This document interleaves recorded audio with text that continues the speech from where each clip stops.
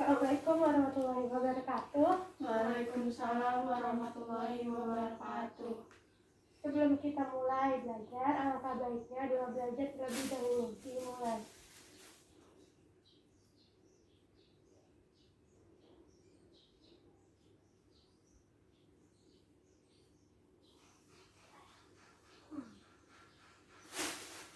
Hari ini ada yang gak masuk? Ada Maisa. Kenapa dia? Pergi. Hari ini kita akan mempelajari tentang cerita inspiratif. Ada yang tahu nggak pengertiannya itu apa? Cerita inspiratif. Udah belajar belum di sekolah? Belum. Oh belum. Udah. Aku jelasin ya. Cerita inspiratif itu merupakan jenis teks narasi yang menceritakan inspirasi seseorang, keteladanan terhadap orang lain. Nah, cerita inspiratif ini cerita yang berasal dari orangnya asli, kemudian dibuat kembali menjadi bentuk prosa. Bentuk prosa itu seperti novel, cerpen, dan lain-lain yang bersifat fiksi. Lalu ciri-ciri cerita inspiratif itu diceritakan untuk menyentuh perasaan pembaca. Yang kedua, berisi kesan mendalam. Yang ketiga, berisi motivasi. Yang keempat, memiliki pesan moral. Di sini ada yang ingin ditanyakan? Oke, sekarang kita nonton video dari YouTube. Aku punya 5 video. Kamu mau yang mana? Dipilih. Yang mana? Kelihatan nggak? Yang mana pilih? Itu yang dua. Kucing, nggak ada kucingnya. Yang kucing mana? Ini bukan kucing, ini manusia lagi merangkak. Enggak, yang kedua. Yang baunya keci. Ini. Bukan. Ini lalat dan semut. Oh ya udah. Oke. Nanti aku mempunyai pertanyaan identifikasi, lalu kamu mengomentari isinya dan memberikan kesimpulan isi terhadap video tersebut ya. Pilih 2. Satu sama yang mana? Sama bawahnya. Sama ini? Oh yaudah, yang pertama dulu ya.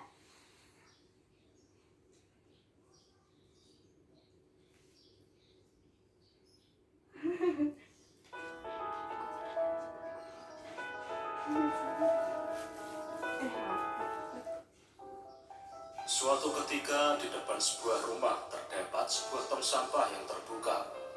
Gerombolan lalat nampak terbang berpesta di atas tong sampah tersebut.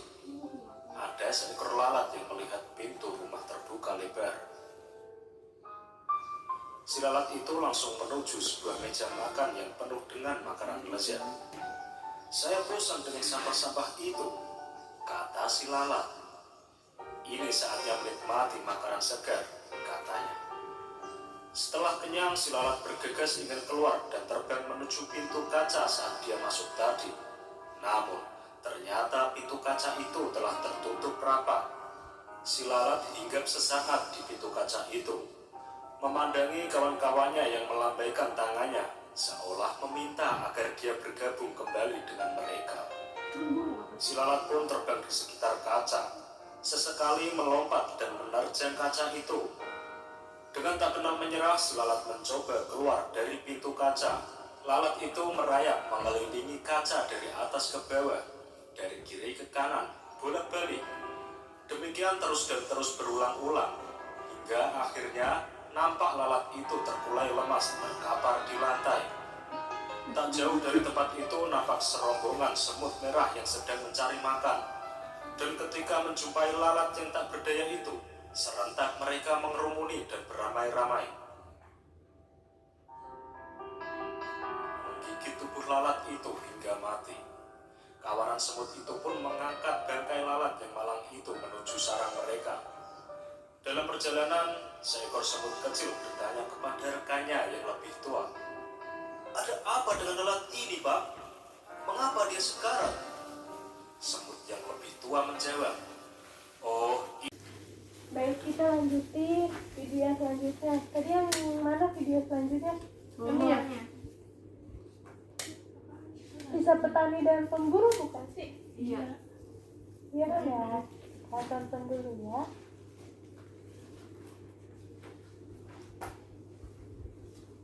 Pada zaman Tiongkok kuno, ada seorang petani mempunyai seorang tetangga yang berprofesi sebagai pemburu dan mempunyai anjing-anjing yang galak. Anjing-anjing itu sering melompati pagar dan mengejar domba-domba petani.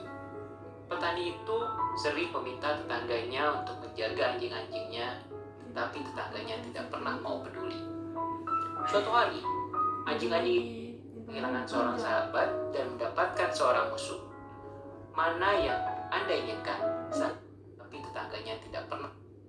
Petani itu sering meminta tetangganya untuk menjaga anjing-anjingnya, tetapi tetangganya tidak pernah mau peduli. Suatu hari, anjing-anjing itu melompati pagar dan mengejar beberapa domba milik petani sehingga terluka parah.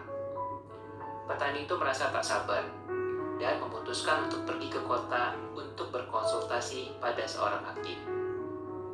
Sang hakim mendengarkan cerita petani dan berkata, "Saya bisa saja menghukum pemburu itu, memerintahkan dia untuk merantai dan mengurung anjing-anjingnya.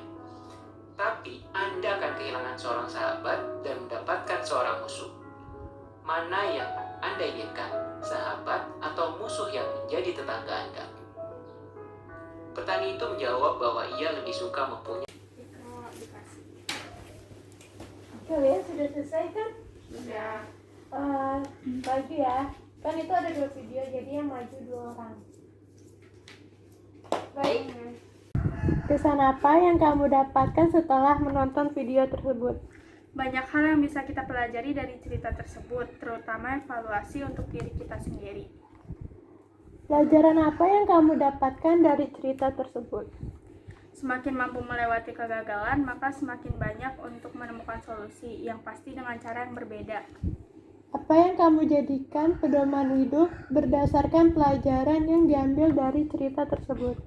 Sesuatu dengan cara yang sama, tetapi mengharapkan hasil yang berbeda, maka nasib kamu akan terus gagal. Tetapi jika dengan cara yang berbeda, ada kemungkinan untuk mencapai kesuksesan. Beri komentarmu terhadap isi video tersebut.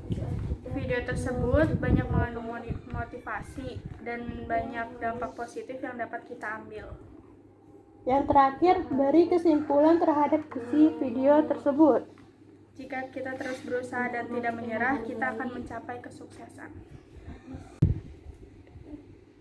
Kesan apa yang kamu dapatkan setelah menonton video tersebut? Kesannya, banyak hal yang bisa kita pelajari dari cerita tersebut, terutama tentang persahabatan sejati.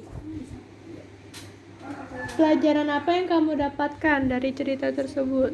Persahabatan tidak ada sangkut pautnya dengan harta, jabatan, dan popularitas. Persahabatan muncul dari hati karena ketulusan, kasih sayang, kepercayaan, dan kejujuran. Apa yang kamu jadikan pedoman hidup berdasarkan pelajaran yang diambil dari cerita tersebut? Jika kita mencari solusi, harus dengan kepala dingin, jangan sampai salah memilih jalan. Beri komentarmu terhadap isi videonya.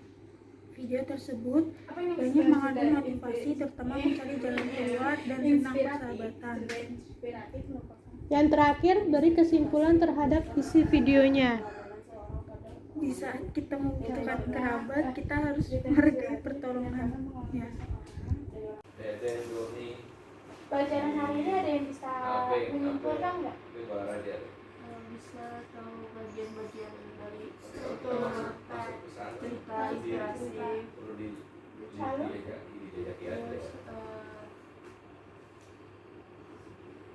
Terus bisa menganalisis asasi. Jadi bisa menganalisis setiap strukturnya. Ceritanya bisa kita jadikan sebagai motivasi tidak? Iya bisa pandangan hidup juga. Ya. Iya pedoman gitu. Sudah kita akhiri saja pelajaran hari ini. Assalamualaikum warahmatullahi wabarakatuh. wabarakatuh. Hari ini aku bisa pelajari dari cerita inspiratif, bisa paham kesan dari cerita inspiratif, terus pelajaran yang aku dapat dari cerita-cerita tersebut, terus juga bisa berkomentar cerita dari video yang Mbak Vinia kasih sama kesimpulan-kesimpulan yang bisa aku pikirin sama teman-teman juga.